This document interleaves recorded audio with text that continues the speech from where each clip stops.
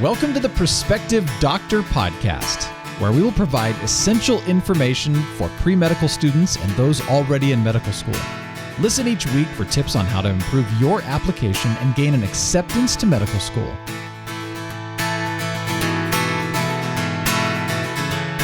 Hi, everyone. Thanks so much for joining us today. My name is Dr. Renee Marinelli, and I'm the Director of Advising with Med School Coach. Today, I have on the line Dr. Ed Lipsit, who is a former admissions committee member at Virginia Commonwealth University and also one of our master advisors with Med School Coach. Dr. Lipsit, thanks so much for joining us. Hi, Renee. It's great to be here. So as we're now wrapping up the 2017 to 2018 application cycle, I wanted to pick Dr. Lipsit's brain a little bit on how he felt this cycle went, especially since he has worked with so many applicants in the past and worked with a lot of applicants this application cycle. A lot of people are still on the wait list to receive admissions decisions, but for the most part, most applicants have received either acceptances or rejections and are planning a reapplication if they're in the latter group. Dr. Lipsit, how do you feel that this application cycle went for most of the applicants you worked with? Well, as in most years, it's very, very competitive. Many of the applicants, they've been screened at the undergraduate level and they're highly motivated and they're very accomplished. Despite that, less than half will gain acceptance to a medical school during any given cycle. So it's a matter of supply and demand. Yeah, absolutely. Do you think that this last application cycle seemed more competitive than others you've worked with in the past? I had heard from a couple advisors that it just did seem a little bit more competitive. I wanted to get your take on that too. I would agree. That's my feeling as well. While the number of applicants increases, the number of allopathic seats has been relatively stable. But interestingly, the osteopathic places have increased due to some new schools and expanding class size at some of the existing institutions. But I would say this cycle has been as competitive as any that I've seen.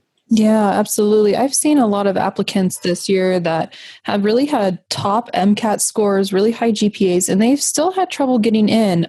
I was kind of holding my breath with one of the applicants I worked with, and eventually he did get an admission, and it just made me so happy. But yeah, it did seem like even some of the more top applicants I worked with struggled this application cycle. My impression is that the bar has been raised a bit, with applicants having even higher GPAs and MCATs. And in addition, the activities have become, I'd say, more sophisticated and perhaps even more exotic, whereas in the past, maybe 40 or 50 hours of physician shadowing may have been the norm. Now I see candidates, especially the successful candidates, with hundreds of hours of exposure to a wide range of disciplines. The volunteer work is often intense and may include weeks or even months abroad providing medical support. And domestic service usually involves catering to vulnerable populations in the inner cities or neglected rural areas. Mm-hmm. Yeah, absolutely. I've definitely seen a growth in really trying to expand those extracurricular activities and trying to make them as unique as possible. For some of the applicants that you've gotten acceptances thus far, where have some of them been accepted? Well, actually, it's been gratifying. It's been all around the country. In the Northeast, some institutions include NYU, Drexel, New York Medical College. In the Middle Atlantic region, University of Virginia. Midwest, Oakland University, the William Beaumont School of Medicine. Mm-hmm. Southeast, a number of acceptances. Florida State, University of South Florida. And on the West Coast, University of California at Irvine and California North State. Great. Yeah, those are awesome acceptances. Go Irvine. That's where I went. Awesome school. Point out that we've had a lot of success with osteopathic institutions to include PCOM, Philadelphia College of Osteopathic Medicine, University of New England, Lake Erie, Touro, Nova Southeast University. So we've had a fair amount of success with osteopathic institutions. Yeah, absolutely. And just a good reminder to those out there listening, Dr. Lipsit wrote an awesome blog for us recently about making that decision whether or not to apply to osteopathic schools. And it's definitely worth a read. It makes a lot of good points about applying to osteopathic schools and how you will have more options. Even if you get into an MD school and a DO school, at least you'll have more options on how you can proceed from there. So definitely check that out. It's a great blog and help some people going forward with their application. For those applicants, Dr. Lipsit, that are still on the wait list, do you have any advice for them or anything you can suggest that may help them get off the wait list? Often, it depends. Some schools appreciate a letter of interest indicating that the applicant still wants to be considered, whereas on occasion, schools actually tell you not to follow up with a letter. So I guess my advice would be to follow instructions, to go to the specific website of any school. And if they do welcome those letters, by all means, send them along, often with an update so that the letter has some meaningful content. But I guess my overall suggestion, and people may not like this, but the fact is you just have to be patient. What's going to happen is there are students who are fortunate enough to be accepted at multiple schools, but obviously they can only go to one. And at the end of April usually, or at the beginning of May, they are obligated to release these additional acceptances. I liken it almost to a popcorn popper where all of a sudden there's a lot of motion, a lot of activity, and places open up.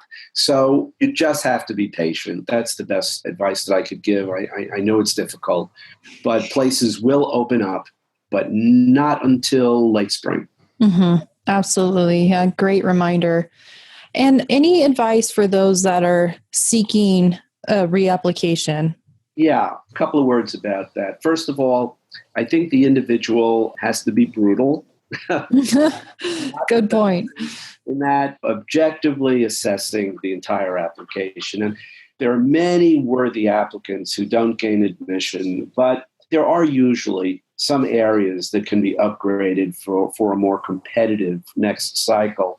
I almost consider myself a forensic reviewer because, I like to look at the application and try to see if there are some areas that could be improved. Mm-hmm. Now, interestingly, if you call or email schools for an assessment and advice, now there are some schools that simply don't have the wherewithal to help you, but there are some who will provide amazingly personalized and candid advice. Mm-hmm. So you just have to dial or email because why go blind? I mean, if there are areas that they will help you with, they will specify, those are the areas you need to address. So you target the areas that need to be addressed. For example, if you have a low GPA, just saying that the GPA doesn't represent your true academic potential gets you nowhere. But right. If you take high-level courses, if you do a master's program in science, public health, maybe a special master's, and you excel,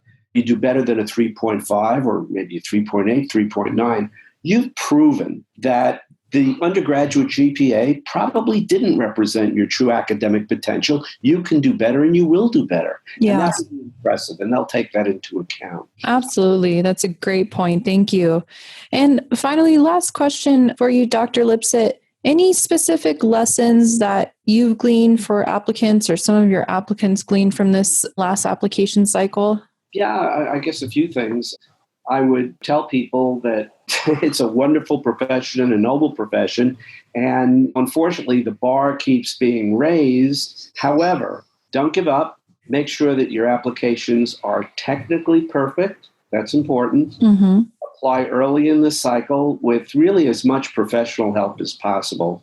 Be realistic about school choices and cast a very wide net because, the admissions process, it's not perfect and anomalies occur. And finally, I would urge individuals to think long and hard and consider both the allopathic and the osteopathic options. Absolutely.